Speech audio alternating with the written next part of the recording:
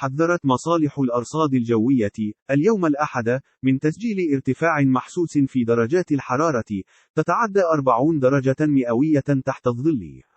كما أشار تنبيه من المستوى الأول أن الحرارة ستكون بداية من الساعة 9 من صبيحة اليوم إلى غاية الساعة 9 ليلا.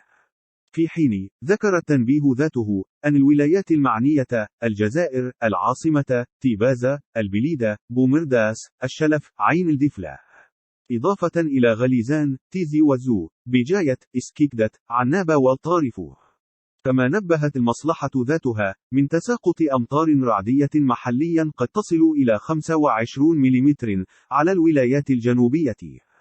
وأضاف التنبيه أن الأمطار متوقعة من الساعة 3 بعد زوال اليوم إلى غاية الساعة 9 ليلا. أما الولايات المعنية فهي كل من النعامة، جند، تمنراس،